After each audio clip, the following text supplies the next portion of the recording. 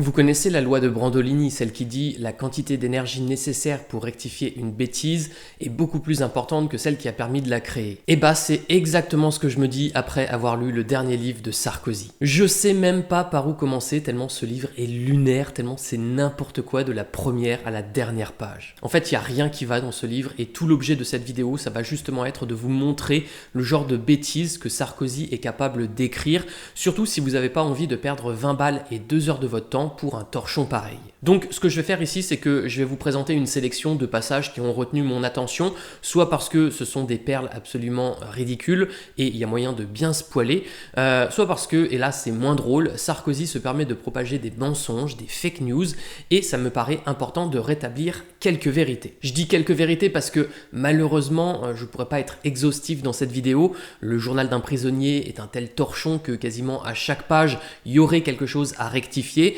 Vous m'excuserez donc par avance de ne pas pouvoir être exhaustif, mais sinon il y en aurait vraiment pour 10 heures. Donc le parti pris de cette vidéo, ce sera juste de vous donner une idée, disons, du genre de bêtises que Sarkozy est capable d'écrire. Sur ce, avant de commencer avec les citations, une petite présentation de l'ouvrage s'impose quand même, histoire de comprendre où on met les pieds. D'abord, l'ouvrage est publié chez Fayard, maison d'édition contrôlée par Vincent Bolloré, très bon ami de Nicolas Sarkozy.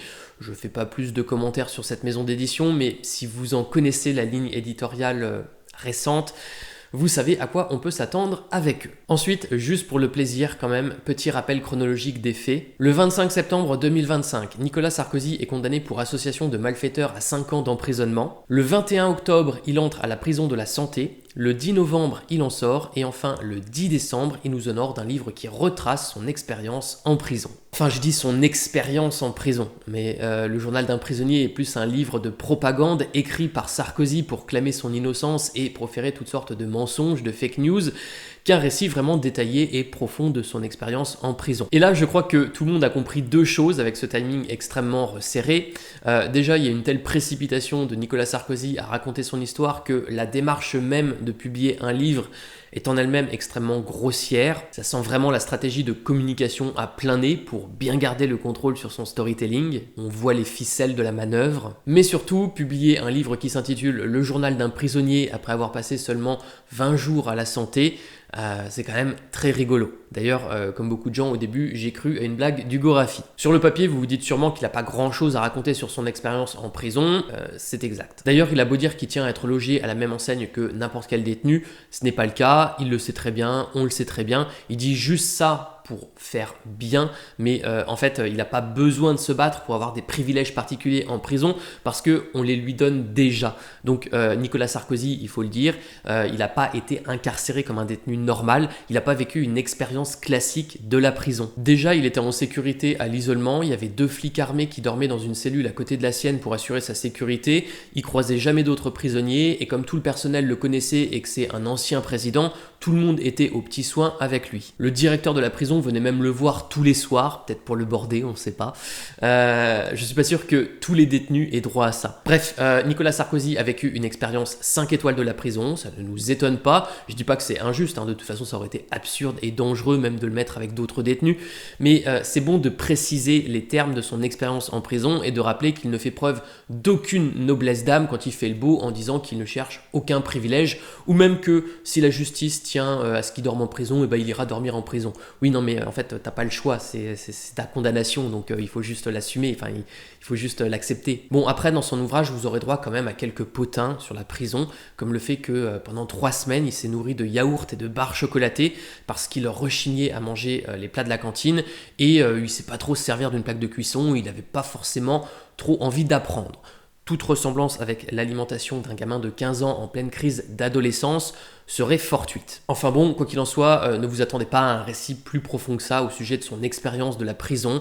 Sarkozy livre à ce sujet quelques anecdotes, souvent amusantes malgré lui, comme on le verra par la suite, mais il n'y a rien de consistant à se mettre sous la dent. De toute façon, je le rappelle, le journal d'un prisonnier n'est pas un livre de littérature, c'est un outil de storytelling. Le livre s'inscrit dans une stratégie politique, dans une stratégie d'image, de personal branding, de propagande, c'est tout, il ne faut pas en attendre plus. Et donc, c'est pour cette raison que dedans, on est à 100% dans le pathos, dans la victimisation, dans l'appel aux émotions. Sarkozy n'a qu'un seul objectif, crier au complot et à l'injustice, pour persuader l'opinion publique qu'il est innocent. Bon, après j'ai envie de dire, il a le droit de se défendre évidemment. En revanche, quand on prête attention à la manière dont il s'y prend, vraiment, vous allez voir qu'il manque pas de culot. En fait, il passe son temps à réécrire les faits à son avantage.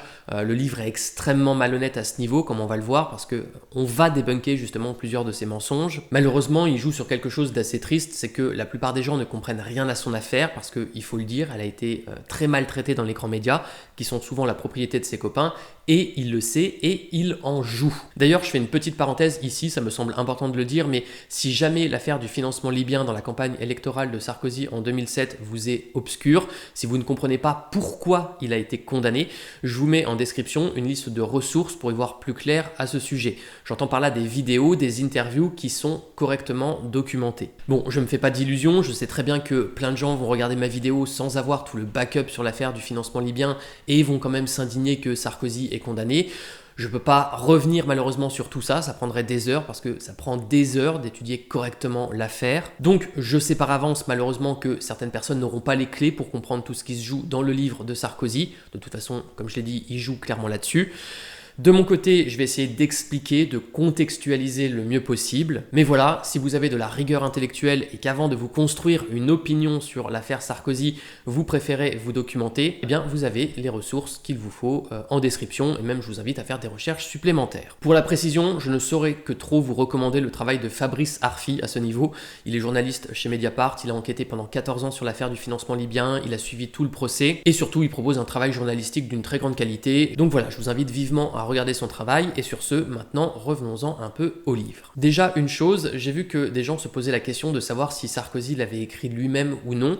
Je pense que oui, enfin j'ose espérer parce qu'en prison il n'avait pas grand chose à faire de toute façon et le livre me paraît assez bâclé, aussi bien sur la forme que sur le fond, donc ça m'étonnerait pas qu'il ait été écrit en seulement quelques semaines. Donc à mon avis, mon hypothèse c'est que Sarkozy a écrit le texte à la va-vite et il s'est fait plus ou moins accompagner pour le structurer et proposer une histoire qui se tient à peu près, mais qui reste très mauvaise à cause de son excès de pathos et très malhonnête à cause de son excès de mensonge. D'ailleurs, disons-le, victimisation et mensonge, je crois que ce sont les deux mots-clés qui résument le mieux ce torchon. Dedans, il démontre également qu'il a un boulard surdimensionné, on sent vraiment qu'il s'adore, vous verrez, il y a vraiment des pépites à ce niveau. Et si besoin est de le préciser, le but de Sarkozy ici, ce n'est pas d'expliquer l'affaire et de dire pourquoi il est innocent. De toute façon, les arguments de Sarkozy ne sont jamais sourcés, il n'y a pas de bibliographie dans l'ouvrage. Le seul intérêt du livre, c'est d'émouvoir, c'est de le faire passer pour une bonne personne, pour une victime, tout en espérant que les lecteurs n'iront pas trop creuser derrière ses mensonges. Seulement voilà, malheureusement pour lui, nous aujourd'hui on va creuser un petit peu. Alors déjà, un truc qui m'a bien fait rire, c'est l'avertissement très sentencieux au début du livre. À vous qui me ferez le plaisir de lire cet ouvrage,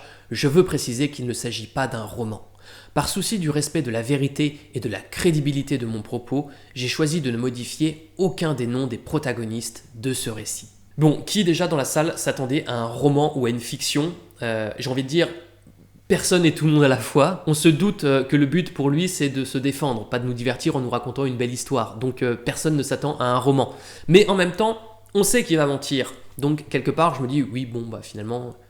Oui, on s'attend quand même à un roman. Donc bref, ce préambule, c'est vraiment du cirque. Il nous promet de dire toute la vérité, rien que la vérité, et nous, on sait d'avance qu'il va pas le faire, et à ce niveau, évidemment, on va pas être déçus. Bon, et puis ensuite, sérieusement, qui va l'applaudir parce qu'il a pas modifié les noms dans son livre ? Encore une fois, personne. 80% des gens qui citent, c'est des copains à lui ou des gens qui le soutiennent, et donc il les brosse dans le sens du poil, et les 20% restants, ce sont des ennemis publics bien connus, auxquels il glisse quelques tacles un peu perfides, mais c'est tout. Donc franchement, on est sur un avertissement en carton, mais qui donne tout de suite une idée du niveau de bullshit qu'on va pouvoir trouver dans le livre. Ensuite, je vous cite maintenant un passage, alors là... Sur le moment, vous n'allez peut-être pas le trouver particulièrement intéressant, c'est pas forcément la plus grosse perle en soi, mais c'est juste qu'en fait, je veux qu'on l'ait en tête tout au long de cette vidéo pour le comparer en fait avec toutes les autres citations que je vais vous faire. Je n'ai jamais pris la perspective de mon emprisonnement à la légère, encore moins fanfaronné. Je sais d'expérience que c'est dans l'épreuve que l'on se connaît vraiment, non dans son anticipation. La modestie s'imposait. Bon, alors il nous déploie sa pseudo-philosophie de vie face à l'adversité sous forme de banalité sans intérêt, très bien, mais vraiment le fait que la modestie s'impose, c'est ça qui m'intéresse ici, c'est bien qu'il l'écrive parce que bon, je vous fais un spoiler, mais Ça ne transparaît pas du tout dans le livre. D'ailleurs, s'il l'avait pas écrit noir sur blanc, je crois que j'aurais carrément pensé le contraire à la fin de ma lecture. On aura l'occasion d'en juger tout au long de la vidéo, mais je vous cite déjà un exemple de démonstration de la modestie de Sarkozy quand il parle des gens qui bossent avec lui. Leur patron allait bientôt résider à la prison de la Santé, et pourtant ils étaient fiers de faire partie de mes amis et de tout ce que nous avions fait ensemble. C'était une magnifique leçon de courage et de fidélité. Je prononçais quelques mots pour expliquer mon état d'esprit et affirmer que je n'avais pas peur de l'enfermement. Ils m'applaudirent à tout rompre. Carla et moi avions les larmes aux yeux. Cela faisait tant de bien de se sentir aimé à ce point. Tout dans la vie n'est pas qu'une question de calcul et d'intérêt. En fait, il est bien ce passage parce que c'est un condensé de tout ce qu'on trouve dans le livre.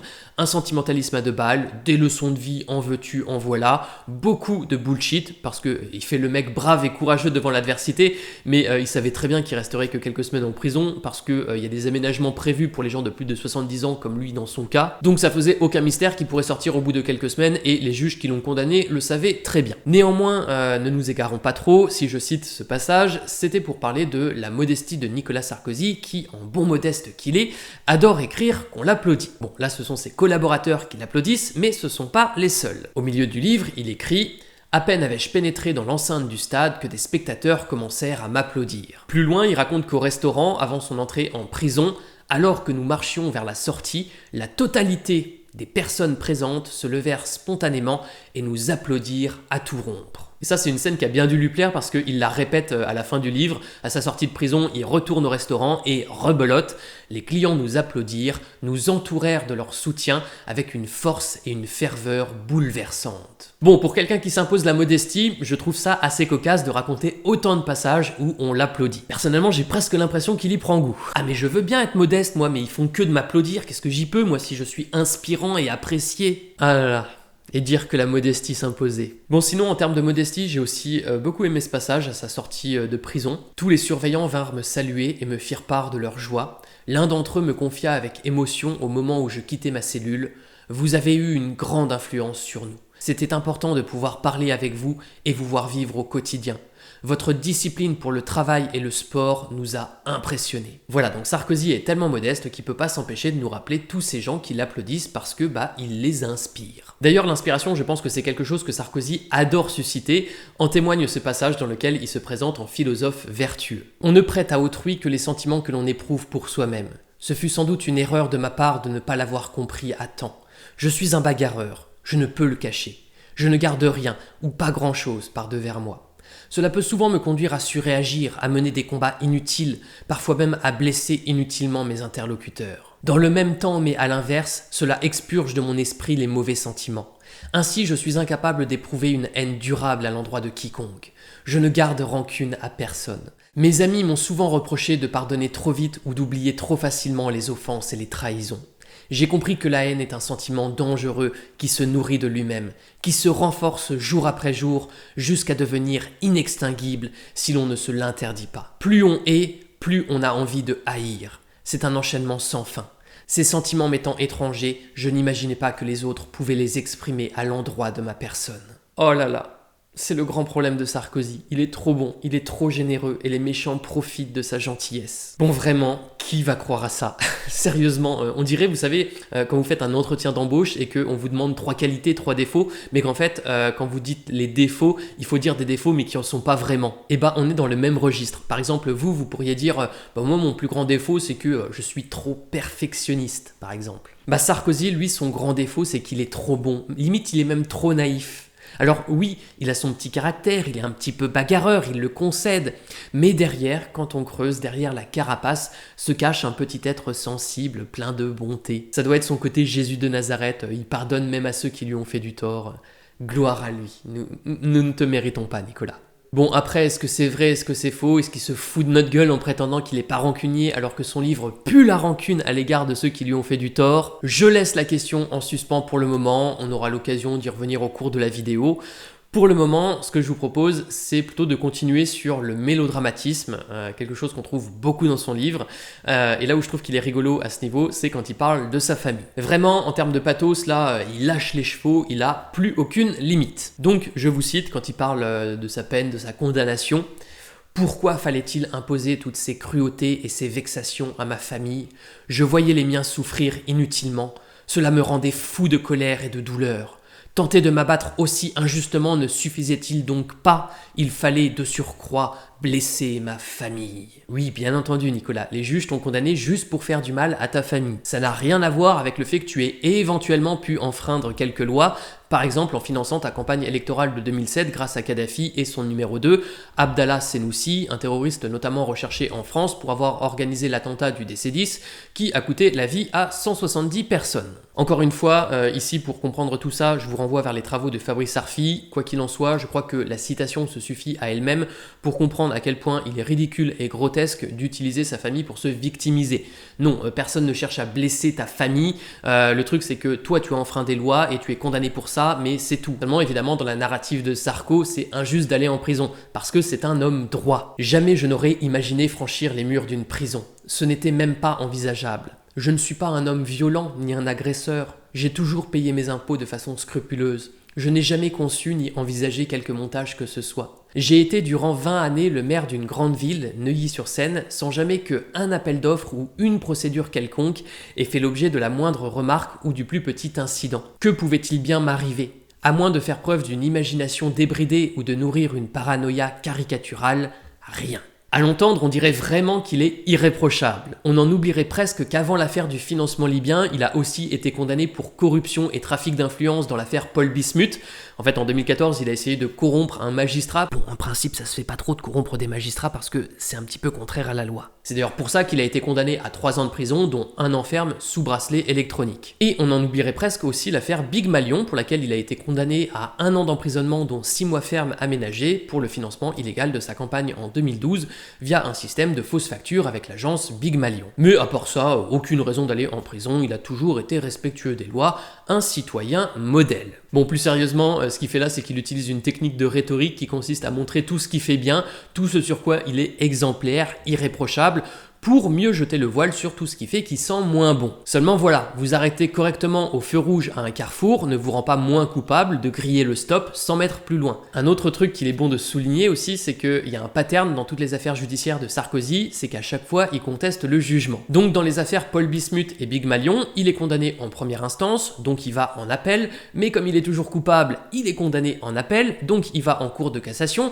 mais comme il est encore toujours coupable, la cour de cassation rejette son pourvoi, et le jugement est enfin définitif, il n'y a plus de recours possible, il est condamné définitivement dans les affaires Paul Bismuth et Big Malion, mais lui, il continue de nier les faits et de clamer son innocence dans tous les médias de ses copains qui lui déroulent le tapis rouge. Donc pour résumer, dans les affaires Big Malion et Paul Bismuth, à 3 reprises, des magistrats différents le déclarent coupable, mais pas de panique, il est blanc comme neige. Franchement, il est d'une telle mauvaise foi qu'on le prendrait la main dans le sac qui continuerait de dire que c'est pas lui. Bon, personnellement, je le trouve quand même un petit peu mauvais joueur, d'autant qu'en plus dans l'affaire avec la Libye, il prétend que s'il est condamné, c'est dommageable pour l'état de droit, il prétend que la démocratie n'est pas respectée, que les juges ne sont pas impartiaux, et donc que la justice est mal rendue, alors que, spoiler, elle a fait son travail correctement avec les outils qui lui sont donnés, il n'y a pas eu de cabale contre Sarkozy. Le seul truc, c'est qu'il joue, à mon sens, sur le fait que le grand public méconnaît le fonctionnement de la justice, et il se sert de ça pour faire croire que les sanctions qu'il reçoit sont injustes, alors qu'elles sont parfaitement respectueuses du droit français. En fait, le vrai problème, c'est que parce qu'une décision de justice ne lui plaît pas,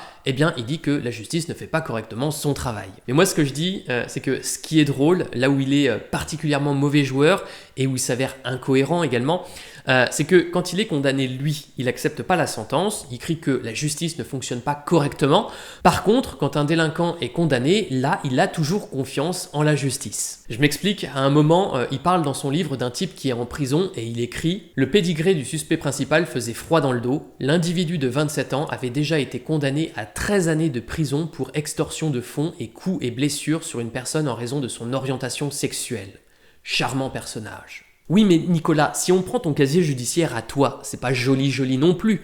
Donc pourquoi t'enfonces ce type sur la base de son casier judiciaire alors que toi, on peut tout à fait dire au regard de la loi que tu es un individu de 70 ans condamné à 5 ans de prison dans l'affaire du financement libyen pour association de malfaiteurs et on pourrait encore ajouter à ça tes précédentes condamnations dans les affaires Paul Bismuth et Big Malion. C'est un peu incohérent quand même. Moi ce que je dis, je le répète, c'est que quand une décision de justice te déplaît, tu critiques la justice. Par contre, quand elle condamne quelqu'un pour de la petite délinquance, confiance, là c'est ok, on fait confiance les yeux fermés. Ça fait un petit peu deux poids deux mesures quand même, et je le souligne parce que je sais que tu n'aimes pas le deux poids deux mesures, parce que tu le dis dans ton livre pour te victimiser quand tu te compares à Jérôme Cahuzac. Oh d'ailleurs, ça c'est une bonne idée de parler de ça parce que ça va me permettre d'aborder la comparaison la plus magistrale du livre, celle avec l'affaire Dreyfus. Alors on met de côté Jérôme Cahuzac, on y reviendra en temps et en heure, mais pour le moment, parlons de l'affaire Dreyfus. Certains éditorialistes de gauche ont beaucoup glosé sur la comparaison que j'avais avancée entre l'affaire Dreyfus et la situation que je vivais.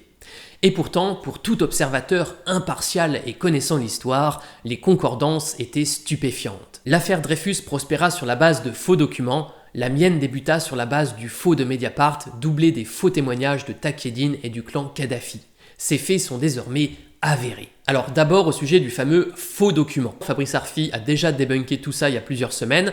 En description, je vous mets le timecode exact de la vidéo à regarder pour comprendre tout ça, mais dans les grandes lignes, le document dont il parle est juste erroné. Il mentionne une rencontre avec Brice Hortefeux à une date qui paraît invraisemblable. Et en fait, il y a une erreur de date parce que à cette époque, Kadhafi avait mis en place un calendrier révolutionnaire et son administration faisait elle-même plein d'erreurs de date dans ses propres documents. Du coup, comme il y a une erreur de date, c'est ce qui est écrit dans le jugement, la justice a préféré mettre la note de côté, c'est-à-dire ne pas la prendre en compte pour rendre sa décision dans le procès du financement libyen. En fait, ce que Sarkozy essaie de faire croire, c'est que toute l'accusation reposait sur cette note, alors qu'en réalité, c'est quand même un petit peu un écran de fumée ce truc. C'est un document parmi tant d'autres, bon, c'est un document qui a fait parler, mais il n'y avait pas besoin de celui-ci en particulier pour le faire condamner. Autre chose aussi, la justice s'est déjà prononcée sur la nature de cette note. Il y a déjà eu un procès à ce sujet qui opposait Sarkozy à Mediapart et à 3 reprises, en première instance, en appel et en cassation, la justice a donné raison à Mediapart et a estimé que le document n'était pas un faux. Cependant, il y a effectivement une petite phrase dans le jugement qui dit que le document est probablement un faux. Mais c'est juste pour dire qu'ils ne prennent pas en compte le document à cause de cette erreur de date. Le truc, c'est juste que Sarkozy se sert d'une petite phrase dans le jugement pour la sortir de son contexte et la tourner à son avantage. Mais quand on lit le jugement et qu'on prête attention aux précédentes décisions de justice, on voit bien qu'il se sert de ça pour raconter ce qu'il veut. Bref, contrairement à ce que dit Sarko dans sa comparaison avec Dreyfus, non seulement la justice n'a pas prononcé que la note était un faux, 3 décisions de justice ont précisément dit le contraire, mais en plus, cette note n'a jamais lancé l'affaire contre lui. De toute façon, Mediapart avait déjà parlé de l'affaire l'année précédant la publication de la note, et ça c'est public, tout le monde le sait, et en plus cette note elle commence à bien faire, et au final on s'en fiche, puisque de toute façon le tribunal ne s'en est pas servi pour faire condamner Sarkozy, ils avaient d'autres preuves. Ensuite, parce que c'est pas fini, au sujet du faux témoignage de Taqieddine dont Sarko parle également dans sa comparaison avec Dreyfus. C'est très simple, Taqieddine, c'est un type qui incriminait Nicolas Sarkozy depuis des années, mais en 2020, il est ruiné, il manque d'argent, on lui propose 4 millions d'euros pour changer son témoignage, et comme par magie, il accepte, et voilà, il dit le contraire de ce qu'il disait depuis des années. Je vous mets le timecode exact également de la vidéo chez Hugo Décrypte où Fabrice Arfi débunk cette information. Mais donc, tout ça pour dire que quand Nicolas Sarkozy dit que son affaire débute sur la base d'un faux document et de faux témoignages, il dit n'importe quoi. D'ailleurs, il se contredit lui-même dans son livre quand il parle du document de Mediapart parce que dans la citation sur Dreyfus, il écrit « La mienne débuta sur la base du faux de Mediapart doublé des faux témoignages de Taqieddine et du clan Kadhafi. Ces faits sont désormais avérés. » Donc il nous dit que c'est soi-disant avéré qu'il s'agit d'un faux document. Et pourtant, quand il parle du jugement, il écrit « Le plus probable est que le document publié par Mediapart soit un faux ». Et à diverses reprises dans le livre, il fait mention de ça, c'est-à-dire de l'expression « probablement faux », qui est ce qui est écrit dans le jugement. Seulement, avéré et probable, ça veut pas dire la même chose. Donc un coup, Sarkozy prétend qu'il est avéré que la note est un faux, et l'autre coup, bon bah, c'est pas avéré, mais il y a une forte probabilité pour que ce le soit. Bon, là je pense qu'il a écrit son livre un peu vite, ils ont pas eu le temps de bien le corriger, et ils ont laissé passer ça, mais c'est dommage, parce que ça se voit. Bon, quoi qu'il en soit, j'ai ouvert une grosse parenthèse pour rectifier les erreurs de Sarkozy dans sa comparaison avec Dreyfus, mais pour reprendre cette comparaison bien culottée, Sarkozy écrit ensuite « Dreyfus fut d'abord dégradé devant le front des troupes, on lui retira ses galons et ses décorations, je fus exclu de la Légion d'honneur devant le front de la nation, sans même attendre l'issue de mon recours auprès de la Cour européenne des droits de l'homme. Dreyfus fut emprisonné à la prison de la Santé, un endroit que je connais bien désormais. Certes, je n'ai pas été relégué sur l'île du Diable dans la lointaine Guyane. Sur ce point, j'ai eu bien davantage de chance que lui. » Bon, personnellement, je dirais qu'il y a quand même bien d'autres choses qui font que la situation de Sarkozy est bien différente de celle de Dreyfus. D'abord, Dreyfus, il a été persécuté parce qu'il était de confession juive et qu'il appartenait à une minorité. C'était une affaire d'antisémitisme. Nicolas Sarkozy, lui, n'appartient à aucune minorité, au contraire, c'est un tout-puissant, c'est un millionnaire, c'est un ex-chef d'État condamné à de multiples reprises dans des affaires de corruption. D'autre part, Dreyfus a été condamné à la suite d'un procès totalement biaisé. Ce n'est pas le cas de Nicolas Sarkozy. Quoi qu'il en dise, son procès et même les précédents ont toujours été parfaitement équitables, les procédures ont été respectées et les jugements ont été rendus en accord avec la loi. Précisons-le parce que Sarkozy adore dire que la justice est mal rendue dans le cas de ses affaires à lui, il dit que l'état de droit est bafoué, que tel ou tel juge le persécute, mais il se moque du monde. Je le répète, Sarkozy, il a été condamné à de la prison dans 3 affaires, et pour 2 d'entre elles, les affaires Paul Bismuth et Big Malion, il a été condamné en première instance, en appel et en cassation. Qu'est-ce que ça veut dire? Ça veut dire que Nicolas Sarkozy n'a pas été condamné par un juge isolé, ni par une juridiction unique, il a été jugé en première instance, en appel, puis par la Cour de cassation, à chaque fois par des magistrats différents, dans des juridictions différentes, selon des procédures conçues précisément pour garantir l'impartialité. Et justement, plus une condamnation est confirmée à plusieurs niveaux, plus ça devient ridicule de parler de persécution. Le problème, c'est que Sarkozy sait très bien une chose, je l'ai déjà dit, mais le grand public ignore comment fonctionne la justice.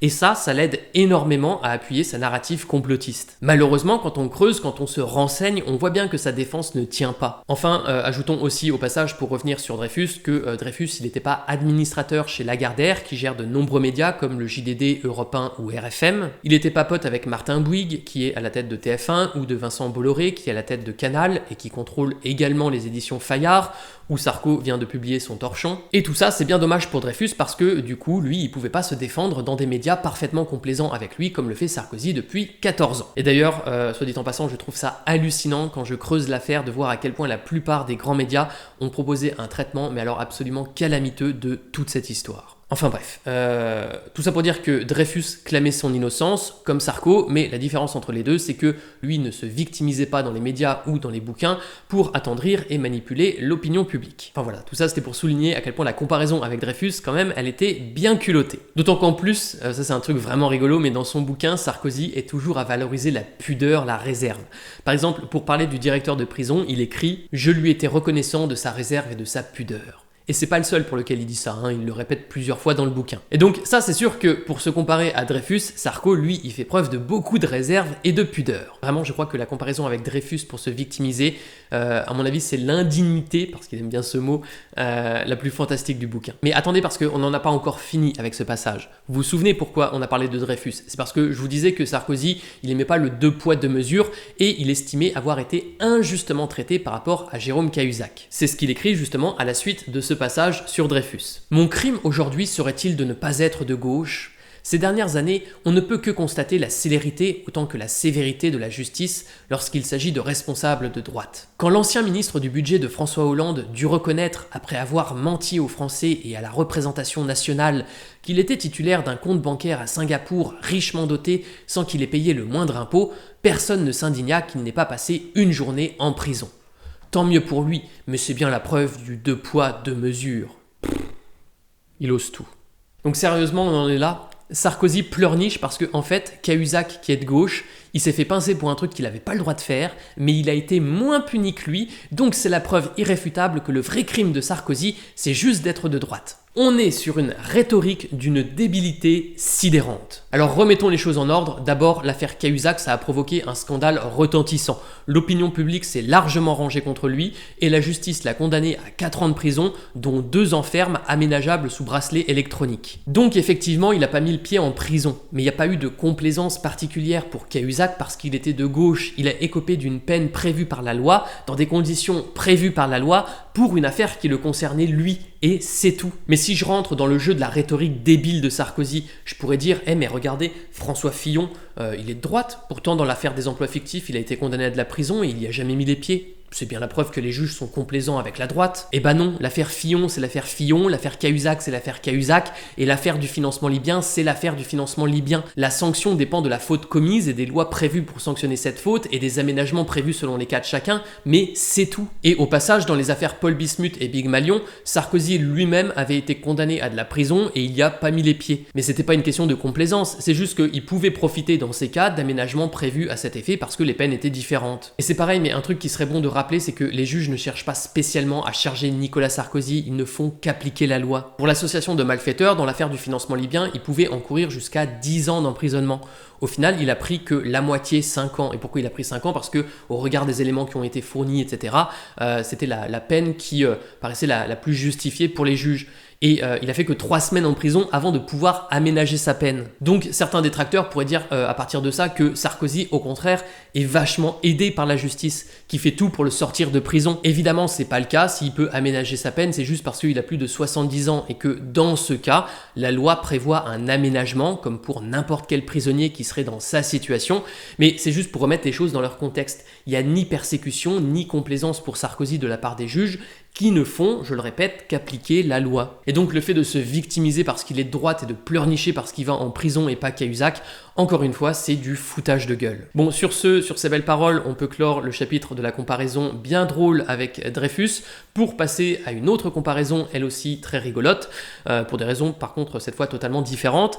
Je veux parler de la comparaison avec le comte de Monte Cristo. Comme vous le savez peut-être, Nicolas Sarkozy a emmené le livre de Dumas avec lui en prison et il nous gratifie d'une fantastique leçon à ce sujet. Le comte de Monte Cristo que j'avais apporté en prison délivre un double message. La renaissance bien sûr, mais aussi la vengeance. Bon, là je suis curieux de voir comment il va justifier ce double message parce que je rappelle que Sarkozy nous a confié précédemment que l'un de ses plus gros problèmes, ce que lui reprochent ses amis, c'est qu'il est pas rancunier. Je vous rappelle, je suis incapable d'éprouver une haine durable à l'endroit de quiconque, je ne garde rancune à personne. Quand quelqu'un lui fait une crasse, il lui en veut pas. Il nous l'a dit, hein. On l'a lu la citation, on s'en souvient. Donc, qu'est-ce qu'il va bien pouvoir dire pour justifier de s'inspirer du comte de Monte Cristo? Eh bien, écoutons-le. Le comte de Monte Cristo que j'avais apporté en prison délivre un double message. La renaissance, bien sûr, mais aussi la vengeance. Il n'oublie rien. Il retrouve chacun de ses dénonciateurs et leur accorde le châtiment qu'ils méritent. On parle beaucoup de la première, moins de la seconde. La renaissance, je l'aurai. Cela ne fait aucun doute dans mon esprit. Les faussaires, les comploteurs, les menteurs ne peuvent pas gagner sur le long terme. La vengeance, je l'ai déjà dit, ne m'est pas naturelle. Je n'aime pas ce sentiment. Je n'ai pas envie de me rabaisser avec l'idée de faire du mal à ceux qui m'en ont tant fait. Oh, il a l'air super philosophe. Se pourrait-il qu'il renie finalement le comte de Monte Cristo? Mais je sais qu'il va me falloir reconsidérer une partie de mes convictions. Non pour moi, mais pour tous ceux, innombrables, qui encourent le risque de l'injustice. Le combat que je mène est beaucoup plus large que celui qui serait réduit à ma seule personne. Tous ceux qui exercent des responsabilités ou prennent des initiatives craignent désormais de se trouver en danger à tout moment, tant les règles peuvent être bafouées et les limites du bon sens dépassées jour après jour. Il existe en France, dans nombre de milieux, une minorité d'autant plus agissante qu'elle est peu nombreuse, qui poursuit un combat idéologique contre les politiques, contre la droite et contre moi qui en suis le symbole. Oh là là! S'il se bat pour prouver son innocence, en fait, c'est pas pour lui, c'est de l'altruisme. Il fait ça au nom de toutes les injustices, pour que personne n'ait à craindre d'être un jour injustement condamné. Encore une fois, Nicolas, nous ne te méritons pas. Non mais vraiment, on est d'accord qu'on est sur un sketch là, parce que je crois qu'il n'y a même pas besoin de commenter, tellement c'est ridicule, tellement c'est malhonnête de vouloir faire de son cas une généralité, un symbole. D'ailleurs c'est marrant parce que dans toutes les affaires où la police fait des bavures, on l'a jamais entendu parler d'injustice. Hein. Quand ça concerne la petite délinquance, là, motus et bouche cousue. Mais maintenant que ça le concerne, monsieur est prêt à devenir un symbole. Moi, je crois quand même qu'il s'intéresse surtout aux injustices qui le concernent. Mais en plus, mis à part cette excellente plaisanterie dont il nous honore ici, je rappellerai aussi un truc, on parlait du sentiment de vengeance du comte de Monte Cristo à la base. Et là c'est rigolo parce qu'il parle pour ne rien dire, il essaie de noyer le poisson. Plutôt il s'est drapé d'une jolie noblesse d'âme en expliquant qu'il n'était pas rancunier, mais là il nous parle de la vengeance de Monte Cristo de façon un peu floue quand même. Moi ce que je comprends c'est que officiellement il n'est pas rancunier, il n'est pas vengeur, c'est tout à son honneur, hein, mais en fait, il nous dit quand même à demi-mot qu'il va devoir se venger parce que s'il le fait pas, les gens qui prennent des initiatives ou qui exercent des responsabilités pourront craindre d'être injustement condamnés. On est quand même à un niveau d'hypocrisie assez élevé. Moi j'ai envie de dire à un moment donné, il faut choisir Nicolas. Soit tu es infiniment bon et tu ne tiens rancune à personne, soit tu es du genre à te venger, mais alors dans ce cas, faut assumer. Faut arrêter de se cacher derrière des valeurs, faut arrêter de te prendre pour un symbole. Surtout que tu avais dit au début du livre que la modestie s'imposait, je m'en rappelle. Te prendre pour un symbole de la justice dans le seul but de te dépêtrer de tes propres problèmes, non seulement c'est pas très honnête, mais ça fait pas très modeste non plus. Bon, enfin voilà, la comparaison avec le comte de Monte Cristo, encore une pépite de plus qui nous aura bien fait rigoler. Quelle indignité. Nous sommes sur le service public. Bon, sinon, il y a encore plein d'autres choses qui sont très drôles dans le livre. Par exemple, un passage mélodramatique qui m'a bien fait rire, c'est quand il entre en prison et qu'on lui attribue un numéro d'écrou. Alors là, sortez les violons, il écrit « Je m'apprêtais à recevoir mon numéro d'écrou, le 320-535. C'est ainsi que j'allais désormais être identifié. 4 jours auparavant, j'étais Nicolas Sarkozy, l'ancien président de la République, reçu par le président Emmanuel Macron en personne au palais de l'Élysée. » Donc t'es sérieux là? T'essaies vraiment de nous faire croire que t'es déshumanisé, que ton prénom et ton nom vont disparaître pour un numéro d'écrou? Le truc c'est qu'il le dit pas explicitement, mais on voit bien qu'il joue là-dessus par l'enchaînement de ses phrases et c'est malhonnête. On sait bien que tu fais ça pour faire du pathos parce que en entrant en prison, tu t'appelles toujours Nicolas Sarkozy. D'ailleurs, plus loin, tu cites un médecin qui t'appelle Monsieur le Président. Donc non, il devient pas un numéro d'écrou. Le numéro d'écrou, c'est juste un outil administratif pour éviter de confondre les détenus. Ça n'a rien de déshumanisant. C'est exactement le même principe que le numéro d'une carte vitale. Mais il joue là-dessus pour faire du pathos et c'est d'un misérabilisme incroyable. D'ailleurs, ce truc du numéro d'écrou, il en a parlé dans une interview chez Guillaume Play pour la chaîne Légende. Alors, l'interview est pas du tout intéressante parce que elle est très complaisante à l'égard de Nicolas Sarkozy et à aucun moment il est mis en difficulté. Donc c'est plus une interview de promotion pour vendre son livre et encore une fois déployer son storytelling. Mais à un moment, il en parle de son numéro d'écrou. Vous avez un numéro d'écrou, dites. Et elle me donne mon numéro d'écrou, c'est ainsi que je serai désormais désigné.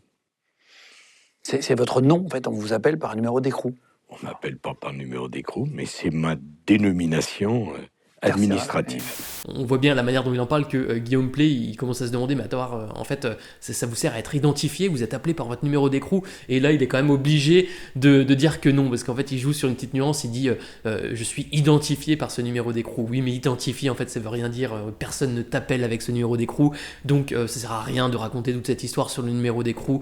Encore une fois, on t'a donné un numéro, voilà, c'est juste pour l'administration, mais ça n'a aucune autre fonction, donc soyons rassurés, il n'est pas déshumanisé, parce qu'évidemment, on fait pas ça en France, mais vraiment, le truc du numéro d'écrou, vraiment, voilà, ça m'a bien fait rire. Dans la série des passages bien ridicules aussi, il y en a un autre qui est pas mal, c'est peut-être même mon préféré, c'est quand il s'adresse à un magistrat à la suite du verdict de sa condamnation. Je me suis alors adressé directement à Jean-François Bonner. J'indiquai que je voulais lui dire bien en face ce que je pensais, ne souhaitant pas que mes avocats le fassent à ma place. Je vous regarde bien droit dans les yeux. À 2 reprises, vous m'avez personnellement mis en cause dans les médias. C'est sans précédent. Ce que vous avez fait était choquant et mensonger. Maintenant que je suis devant vous, je veux que vous sachiez que vous m'avez blessé. Un jour, la vérité finira par triompher. L'histoire retiendra nos noms, à vous comme à moi. Vous serez le premier responsable d'un scandale judiciaire sans précédent. Moi, j'en serai la victime. À tout prendre, je préfère être de mon côté que du vôtre. Bon, vous m'excuserez, j'ai presque du mal à garder du sérieux pour lire cette citation, parce que le côté sentencieux d'une telle déclaration, je suis désolé, mais ça me fait mourir de rire. Mais ce qui est encore plus génial, c'est que là, il se cache même plus de vouloir être une victime, hein. Il le dit ouvertement et limite, il en est fier. Après, est-ce que Dreyfus aurait osé dire ça ? Bon, à mon avis, non, pour une raison, c'est que, contrairement à Sarkozy qui se sert de ses démêlés avec la justice pour vendre des livres et écrire sa légende, être une victime, lui, à mon avis, ça lui plaisait pas beaucoup. Et Dreyfus, pour reprendre un tempérament que Sarkozy affectionne, il avait de la pudeur. Bon, ensuite, sans transition, on va passer à d'autres citations sur différents registres qui ont eu le mérite de retenir mon attention. Dans la catégorie « Je suis super content d'avoir de l'importance », je vous présente... C'est toujours un plaisir pour moi de rencontrer les actuels responsables pour leur donner un conseil, un avis ou une impression. À un autre moment, il écrit aussi « En lisant les nouvelles du jour, il m'arrivait de retrouver mes réflexes politiques. Mais pourquoi fait-il ceci? Comment peut-il affirmer cela? Telles étaient mes réactions, toujours suivies de la pulsion du téléphone pour conseiller, aider, avertir, protester. » Ah, encore une fois, il est trop bon. Il n'hésite pas à décrocher son téléphone pour donner des conseils. Et en soi, ça me fait un peu rire qu'il confesse un truc pareil parce qu'en réalité, c'est extrêmement ordinaire pour l'être humain de faire ça. Il aime donner son opinion comme tout le monde. Alors il fait passer ça pour un réflexe politique. Moi je dirais qu'on est plutôt sur une sorte de réflexe tout court. Mais surtout, pourquoi il aime donner des conseils ? Parce que évidemment quand il donne des conseils, surtout à des gens importants, il se sent lui-même important. Et c'est juste un truc humain extrêmement ordinaire, hein. Quand il dit ça, il n'est pas du tout exceptionnel, ça le rend au contraire extrêmement commun, extrêmement banal. Il se place exactement au même niveau que le tonton qui, à un repas de famille, peut pas s'empêcher de parler de politique. Il a une opinion et il faut qu'il la donne. Et évidemment, il adore être entendu, il adore être écouté. Un peu dans le même genre, il y a une autre citation aussi qui est bien bullshit. « J'ai toujours aimé me nourrir des différences, saisir ces moments rares d'échanges sincères, rencontrer des interlocuteurs pas spontanément en accord avec mes propres convictions. » Vraiment, il faut arrêter avec ce genre de rhétorique. Nicolas Sarkozy, on le connaît, on connaît son parcours politique. Non, il n'aime pas les gens qui ont des opinions vraiment différentes des siennes sur des sujets qui comptent pour lui. Ça, c'est typique des gens qui vont rencontrer quelqu'un qui a des idées différentes des leurs, mais sur des sujets dont ils s'en foutent. Et qui vont se dire « Oh finalement, je suis quelqu'un d'ouvert, moi, en fait. » Mais non. D'ailleurs, s'il écrit ces lignes sur la différence, c'est parce qu'il parle du directeur de la prison, avec lequel il devient copain comme cochon, au point de recevoir sa visite tous les soirs. Le truc, c'est que ce directeur de prison, il s'est présenté il y a des années en tant que candidat socialiste pour des élections en Gironde. Alors Sarko est tout content de nous dire qu'il peut devenir copain avec un socialiste. Regardez, je suis quelqu'un d'ouvert, je me nourris des différences de mes interlocuteurs. Oui, enfin, sauf qu'en fait, vous parlez jamais des sujets qui vous différencient politiquement, donc ça vaut rien. Tout le monde peut devenir copain avec quelqu'un qui vote pas de la même façon que lui. C'est pas un signe d'ouverture d'esprit. Il se nourrit pas de ses différences, il se rend juste compte que le gars est sympa. Mais pour rappel, par exemple, précédemment, je vous ai cité Sarko qui s'adressait au procureur qui l'a condamné pour lui dire qu'il était du mauvais côté de l'histoire. Bon dans ce cas précis, comme il y en aurait beaucoup d'autres, j'ai pas le sentiment que Sarko est particulièrement emballé à l'idée de se nourrir des idées du procureur. Alors je me trompe peut-être, mais en tout cas quand je le lis, c'est pas ce qui me saute aux yeux. Et j'ai envie de dire, bizarre pour un homme qui aime se nourrir des différences. Bah oui, parce que tu tolères les différences dont tu te fiches, mais tu n'es pas réellement ouvert à des idées contraires aux tiennes, comme la plupart des gens. Donc ce passage où il se présente en grand sage tolérant, encore une fois, on tombe pas dans le panneau, c'est du bullshit. Enfin bon, après je précise, mais même si Sarkozy dit n'importe quoi dans son livre, tout n'est pas perdu parce que, heureusement, c'est un homme qui apprend de ses erreurs. Donc à la fin du livre, quand il parle du milieu carcéral, il écrit « Je me fis la promesse d'avoir, à ma sortie, une parole désormais plus élaborée et moins caricaturale que celle que j'avais pu tenir dans le passé sur tous ces sujets. » Bon, j'ai envie de dire, là c'est pas mal parce qu'il reconnaît quand même qu'en termes d'élaboration, il a peut-être pas toujours eu une parole très juste. Il promet même de faire des efforts. Maintenant, quand il parlera de la prison, il sera moins caricatural. Bon, vous emballez pas non plus, hein. Il dit pas qu'il tombera plus du tout dans la caricature. À 70 ans, on se refait pas. Mais il le fera un peu moins, c'est promis, et on est rassuré. Sans transition, un autre passage que j'ai trouvé absolument génial en termes de mégalomanie et de héroïsme, c'est quand Sarko s'honore lui-même d'avoir œuvré pour libérer des otages. J'ai toujours pensé que le grand pouvoir d'un chef d'État devait être utilisé prioritairement au service de ceux qui en avaient un besoin vital. Et c'est tout à ton honneur. C'est pourquoi je n'ai jamais hésité à m'impliquer personnellement pour obtenir des libérations. Selon mon expérience, laisser faire le Quai d'Orsay et les diplomates n'était pas la meilleure garantie d'efficacité. Façon de dire que ce sont des gros nuls à côté de lui. Vous voulez des résultats, allez, laissez passer, on va passer aux choses sérieuses parce que c'est bien gentil de s'amuser, mais là, il serait peut-être temps d'avoir des résultats quand même. Attendez, il avait pas écrit à un moment donné que la modestie s'imposait ? Oh non, j'ai du mal lire. Bon, on reprend. C'est peu dire que mes deux successeurs, François Hollande et Emmanuel Macron, n'avaient pas ce même intérêt. Je peux les comprendre. Personne n'est obligé de prendre des risques, y compris celui d'échouer. À mes yeux, le véritable risque, c'est de laisser des malheureux dans leur geôle. Je n'ai jamais pu supporter cette injustice. L'ironie voulait que ce soit moi, maintenant, qui devais la vivre. Franchement, premier degré, c'est tout à son honneur d'avoir œuvré pour libérer des otages. Mais en parler comme ça pour dénigrer le Quai d'Orsay, les diplomates, François Hollande et Emmanuel Macron, c'est d'une gaminerie. Sérieusement, j'ai l'impression d'un gamin qui collectionne les bonnes actions et qui peut pas s'empêcher de s'en vanter pour se faire applaudir et rappeler que c'est bien lui le meilleur. T'as libéré combien d'otages, toi ? 11 ? Moi j'en ai libéré 13. Puis c'est ridicule parce que personne n'élit un président pour libérer des otages. Alors oui, c'est bien, il le faut, mais il n'y a pas que ça. Et dénigrer Hollande et Macron juste parce qu'ils ont libéré moins d'otages, franchement c'est ridicule, c'est petit. Allez, next. En fait, Avant de rattaquer sur un gros morceau, j'ai envie de vous partager 2 petites citations, comme ça en guise d'intermède, parce que Le journal d'un prisonnier n'est pas seulement un livre dans lequel Sarkozy se victimise, c'est aussi un très mauvais livre dans lequel il fait de la très mauvaise littérature sur un ton très sentencieux. D'ailleurs, je dis qu'il fait ça dans ses livres, mais il fait aussi ça en interview. Vous vous êtes senti faible à un moment donné ou pas du tout, justement, et c'était plus... Et je me suis senti faible, et je me sens faible à chaque instant. Et c'est pour ça que je suis fort. Parce que si vous ne vous sentez pas faible, vous n'êtes pas fort. Le fort est celui qui domine sa faiblesse. Le courageux est celui qui domine sa lâcheté. Lorsque quelqu'un ou quelque chose meurt, quelqu'un ou quelque chose n'est ailleurs.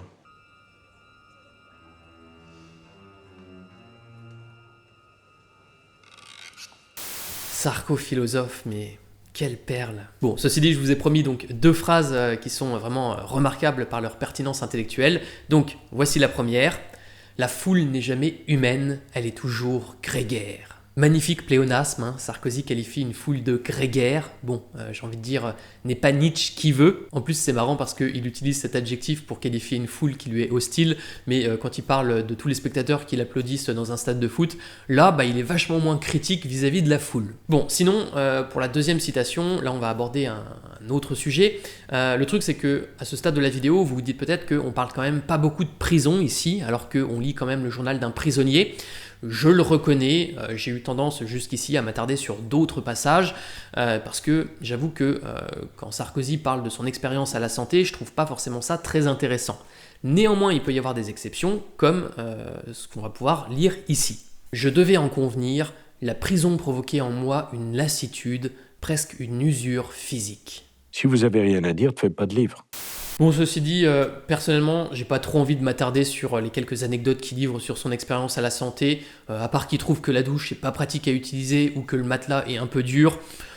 Je trouve que c'est pas très intéressant. Il nous raconte juste des anecdotes comme il les raconterait à un copain en sortant de prison, mais c'est pas spécialement croustillant. Seul truc que je peux dire, c'est que il fait du sport, il a le droit d'utiliser un tapis de course 1 heure par jour. Le matin, il peut voir son avocat, l'après-midi, c'est la visite de Carla ou de la famille. Voilà. Bon, allez, quand même, juste pour rire, on va se faire une citation de son expérience en prison. Il y en a une qui est pas mal, je l'avoue, c'est le passage du téléphone. Quand Sarkozy se plaint que utiliser un téléphone avec des touches, c'est difficile, j'avoue, c'est pas mal. Un téléphone était installé dans ma cellule comme dans celle des autres détenus. Il s'agissait d'un poste fixe. Je devais me tenir debout pour l'utiliser car il était fixé au mur à hauteur d'homme. Son utilisation n'était guère aisée. Personne n'avait la possibilité de m'appeler.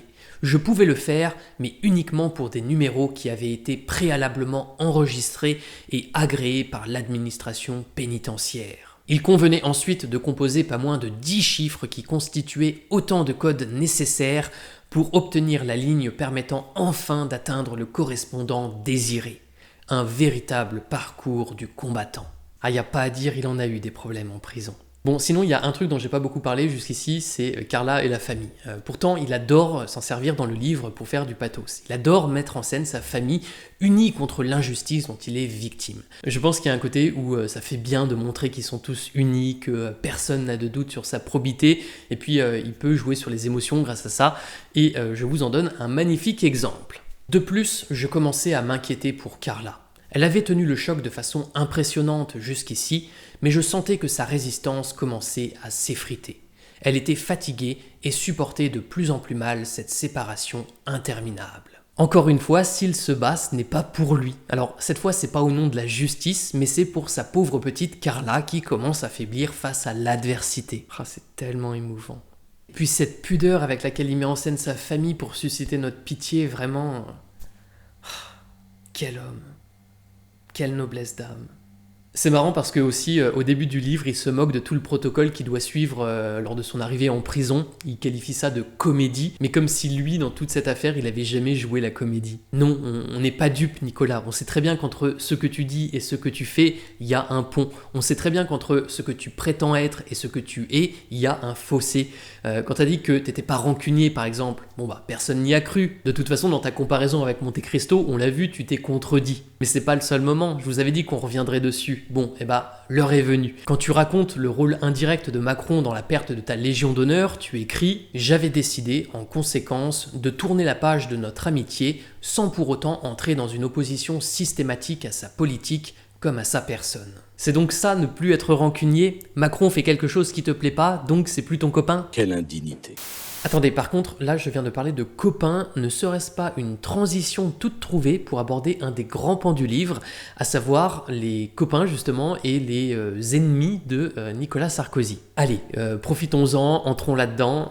En fait, dans son livre, Sarko cite énormément de noms de copains à lui, qu'il présente de façon extrêmement digne et respectueuse. Bon, ça fait vachement cirage de pompe, mais bon, c'est de la politique et je doute pas que ce sont des gens qui seront ravis d'avoir leur nom dans le bouquin de Sarko, du moins quand il leur glisse pas un tacle, comme c'est le cas avec le procureur ou Macron. Alors bon, on pourrait parler en long et en large des gens auxquels Sarkozy cire les pompes dans son bouquin, en les présentant comme des gens dignes, qui ont de la pudeur, enfin bref, il les brosse dans le sens du poil avec des adjectifs qu'il aime bien, mais en fait, ce qui est encore mieux, c'est quand il parle de ses ennemis avec lesquels subitement il se trouve des atomes crochus. Ça, c'est très drôle parce que niveau rhétorique, il sait très bien ce qu'il fait, mais en même temps, la manœuvre se voit et c'est pour ça que j'ai envie de la souligner. En fait, à un moment, et même à diverses reprises, il utilise le fait qu'une personne avec laquelle il a longtemps été en désaccord lui apporte aujourd'hui son soutien pour dire, en quelque sorte, et regardez, même des gens qui ne m'aimaient pas reconnaissent que j'ai été injustement condamné.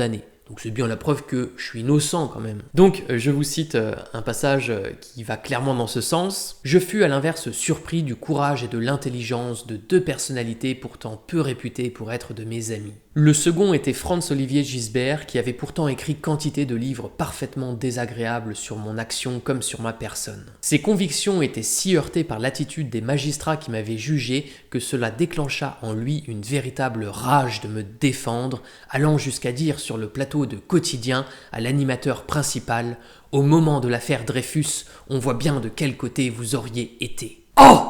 Le retour de l'affaire Dreyfus! On l'avait pas vu venir, celle-là. Bon, on va pas retourner sur le ridicule de cette comparaison, néanmoins c'est vraiment drôle de voir à quel point Nicolas Sarkozy est prêt à s'agripper à n'importe quel soutien. Et d'ailleurs, Franz-Olivier Gisbert, il en tient vraiment une bonne couche parce qu'il a quand même osé demander à Sarko, dans une interview au Point, « Aujourd'hui dans votre situation, la solution la plus logique pour vous ne serait-elle pas de vous présenter à l'élection présidentielle afin de laver dans le suffrage universel l'affront de votre détention ?» Oui, donc en fait, on se présente même plus à l'élection présidentielle parce qu'on veut porter un projet pour la France. Maintenant, on y va pour laver son image. Non mais ça se voit à quel point c'est lunaire ce genre de questions ou pas, parce que j'ai vraiment besoin de le souligner parce que j'ai l'impression qu'ils vivent dans leur monde et qu'ils se rendent pas compte du genre de dinguerie qu'ils font. D'ailleurs, Franz-Olivier Gisbert, c'est à se demander s'il a vraiment lu le livre de Sarko parce que dans son article, il ose écrire « Les jérémiades et la cavalcade des stigmates, très peu pour lui. Tel qu'en lui-même la postérité le fige, l'ancien président ne se présente pas comme une victime, mais comme un vieux lutteur, habitué des rings, qui, avec son incroyable liberté de parole, ne laissera jamais rien passer. » Non mais vraiment, pour écrire un truc pareil, je vois que trois choses. Soit il sait pas lire, soit il est extrêmement culotté et provocateur, soit il est très bien payé. Mais vraiment, dire que Sarkozy ne se victimise pas dans son livre, ça m'inquiète profondément sur les capacités de Franz-Olivier Gisbert à comprendre ce qu'il lit. Voilà, donc Franz-Olivier Gisbert, il n'était pas réputé pour être des amis de Sarkozy, mais là, franchement, depuis la condamnation, j'ai envie de dire, c'est la lune de miel entre les deux. Bon, quoi qu'il en soit, juste avant de développer sur Franz-Olivier Gisbert, je disais que Sarkozy était vraiment prêt à accepter n'importe quel soutien, et là où ça se voit bien, c'est sur ses propos concernant Marine Le Pen. Alors Marine Le Pen, c'est pareil, à la base c'était pas sa copine, mais quand on voit comment il parle d'elle dans son livre, c'est à se demander si il n'est pas en train de réviser toutes ses amitiés. On le sait tous, pendant des années, il a refusé toute alliance avec le RN pour diverses raisons, il a toujours promis qu'il ne s'allierait jamais à Marine Le Pen, mais là, en 2025, on dirait bien que les temps ont changé. Alors, qu'est-ce qui a changé exactement? Plusieurs trucs, hein. Bon, on le sait, mais d'abord, le fait que si Sarko fait genre qu'il est hors touche en politique, c'est pas vraiment le cas, il a toujours des ambitions, ça se voit, ça se sent au travers de ses différentes interviews. On comprend bien que le seul truc qui l'empêche, c'est son inéligibilité, mais sinon il a toujours des ambitions. Malheureusement pour lui, contrairement à il y a 20 ans, la droite pèse plus grand chose alors que le RN est très fort. Donc il est en situation de faiblesse. Et ensuite, Marine Le Pen aussi, elle a des ennuis avec la justice, et c'en est vraiment rigolo, mais en fait ils étaient ennemis, mais maintenant qu'ils sont tous les deux condamnés, on voit qu'ils se mettent à copiner, et pourquoi ils copinent? Parce que comme ça, ensemble, ils peuvent crier à l'injustice de leur condamnation. Évidemment, ça l'afficherait mal pour Sarko de dire que Marine Le Pen mérite d'être condamnée dans ses affaires à elle, alors que pour se défendre lui, il est obligé de dire que la justice ne fait pas correctement son travail. Donc dans son livre sur Marine Le Pen, il écrit « Elle me répondit « Votre voix porte sur l'électorat de la droite populaire. Vous associerez-vous à un quelconque front républicain ?» Ma réponse fut sans ambiguïté. « Non, et de surcroît, je l'assumerai en prenant le moment venu une position publique sur le sujet. » Elle termina en me chargeant d'un message pour Carla. « Dites à votre femme que j'ai admiré l'élégance avec laquelle elle a jeté à terre la bonnette du micro de Mediapart. Elle l'a fait avec une classe et une douceur remarquables. » Oh la classe avec laquelle elle a jeté une bonnette. Oh là là, c'était merveilleux. Bon, enfin voilà, bonnette mise à part, ça y est, Marine Le Pen et Nicolas Sarkozy sont désormais copains.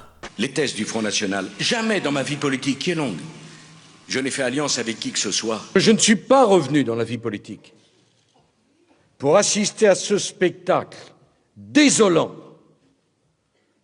que serait la fille de Le Pen dans le Nord et la petite fille de Le Pen dans le Sud. Ce n'est pas l'idée que j'ai de notre pays. Bon, je vous avoue qu'à ce stade de la vidéo, je suis un peu fatigué.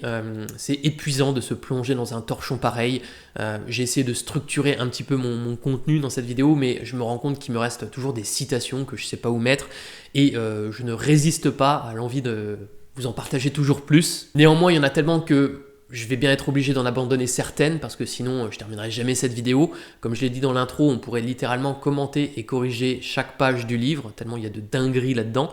Néanmoins, je vais terminer avec un dernier passage qui me semblait important. En fait, c'est un passage où Sarkozy utilise une méthode de rhétorique pour paraître plus innocent qu'il ne l'est en soulignant qu'il a été relaxé de plusieurs chefs d'accusation. Le travail de mes conseils avait porté ses fruits sur bien des aspects puisque j'avais été relaxé de 3 des 4 infractions pour lesquelles j'avais comparu devant le tribunal. Et pas des moindres, puisque j'étais relaxé des délits de corruption, de financement illégal et de recel de détournement de fonds publics qui constituaient les faits les plus graves. Ce qu'il faut dire là-dessus, c'est que le fait qu'il soit relaxé de ses chefs d'accusation ne change pas le fait qu'il a été condamné pour le 4e, c'est-à-dire pour association de malfaiteurs. Et la raison pour laquelle il est relaxé des 3 autres chefs d'accusation tient au fonctionnement de la justice.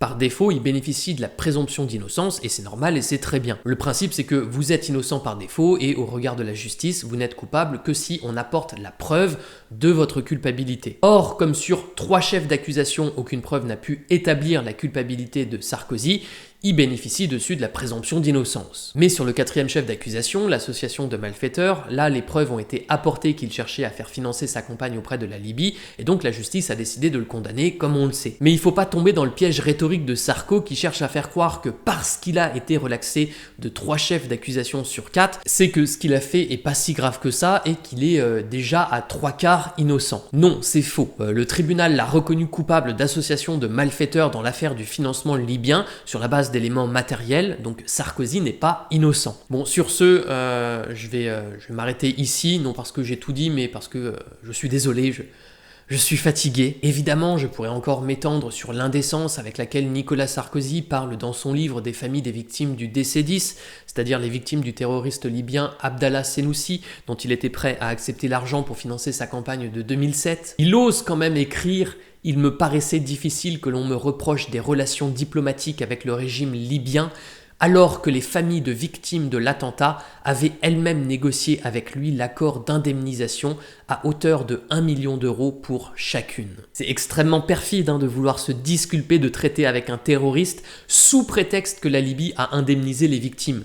Oui, c'était la moindre des choses de les indemniser, mais ça te disculpe pas d'être allé chercher l'argent d'un terroriste pour financer ta campagne. Et ça, les victimes du DC-10, je le précise, mais elles ont pas du tout aimé la façon dont Sarkozy parle d'elles dans son livre, et ça se comprend. Rapidement, je pourrais encore parler aussi des enfants malades qu'il va voir dans les hôpitaux et qui lui permettent de dire en grand philosophe plein d'humilité qui s'impose la modestie que ce qu'ils vivent est bien pire que ce qu'ils traversent lui. Ça c'est rigolo aussi pour quelqu'un qui cultive autant la pudeur, de devoir le crier sous tous les toits dès qu'il fait une bonne action. Et puis la carte enfant malade dans les hôpitaux, j'avoue que c'est bien joué en termes de pathos, encore une fois, pour émouvoir les lecteurs et se faire passer pour une bonne personne. Parce que c'est pas le tout de faire une bonne action, encore faut-il surtout que les gens le sachent. Bon, sinon je pourrais revenir aussi sur d'autres de ses mensonges, d'autres passages où il réécrit l'histoire à son avantage, comme d'habitude, comme quand il prétend qu'à l'étranger, tout le monde s'est ému de son incarcération, comme si dans la presse étrangère, tous les médias ne pensaient que d'une seule façon. Mais je vous le disais en début de vidéo, c'est la loi de Brandolini,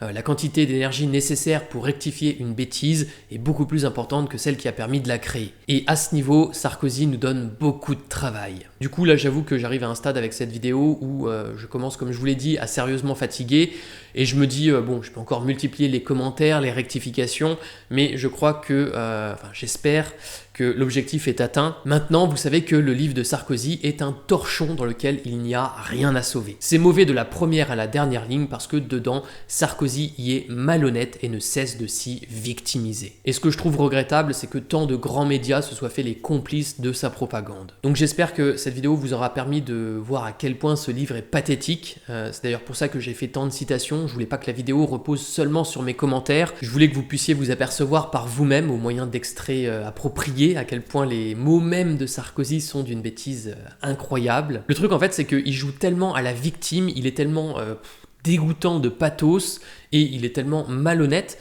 que je crois que même si il avait été déclaré innocent lors de son procès, le livre aurait quand même réussi à m'énerver.